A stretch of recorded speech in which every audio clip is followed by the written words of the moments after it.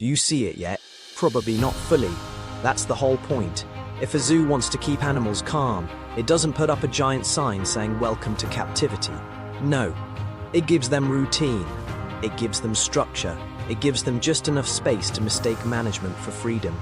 And that is exactly how modern life works. People wake up exhausted. They rush into schedules they didn't design. They spend most of their energy earning tokens they need just to keep existing. Then they get a few hours of distraction before doing it again tomorrow. And everyone calls this normal. Of course they do, because if they called it what it actually looks like, they might panic.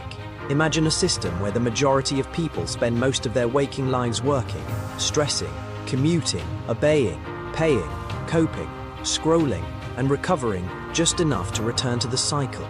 Now imagine calling that freedom. Amazing branding. That's the genius of the invisible zoo. The animals don't feel captured because the fence isn't made of bars. It's made of assumptions. Assumptions like, this is just adulthood. This is just how life works. Everyone has to do it. Be realistic. Interesting how the phrase "be realistic" almost always means stop questioning the cage.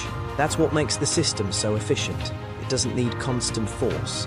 It only needs to shape your reality so completely that you police yourself. You wake up when you're told. You go where you're expected. You pay what you're told. You fear what you're instructed to fear. You chase what you've been taught to want. And if you do all of that without complaining too loudly, you get rewarded, not with freedom, with permission to continue. That's not liberty. That's a well-maintained enclosure. People think freedom means having options, this coffee or that one, this job or that one, this political mascot or that one, this streaming platform or that one. But giving someone options inside the fence does not remove the fence. It just makes the fence feel modern. That's the trick. Keep people focused on the variety of life inside the system, so they never stop to ask who built the system itself. Why are people always tired? Why are they always anxious? Why do they keep producing more and having less? Why does every improvement in technology somehow come with less privacy, less peace, and more dependence? Why does every solution seem to create another layer of control? Funny, isn't it? The smarter the system gets, the less human life seems to feel like it belongs to humans. And yet questioning this makes people uncomfortable, very uncomfortable. Because once someone starts seeing the zoo, everyone still adapting to it feels threatened. They don't want to ask whether their life has been designed around extraction. They don't want to ask whether their stress is useful to the structure. They definitely don't want to ask whether they've confused survival within a system for genuine freedom. So instead, they defend the enclosure. They call it society, responsibility, stability, maturity. But adaptation is not the same thing as truth. You can adapt to a cage. You can even become very successful inside one. That doesn't make it freedom.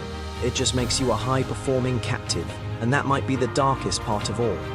The invisible zoo doesn't just contain people. It teaches them to measure themselves by how efficiently they serve it. How productive are you? How useful are you? How compliant are you? How well can you keep going while being quietly drained? That's what gets rewarded. Not depth, not sovereignty, not awareness. Functionality, because functionality keeps the enclosure running.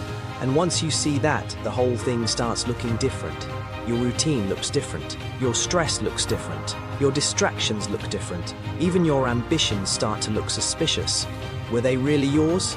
Or were they just the approved forms of movement inside the pen?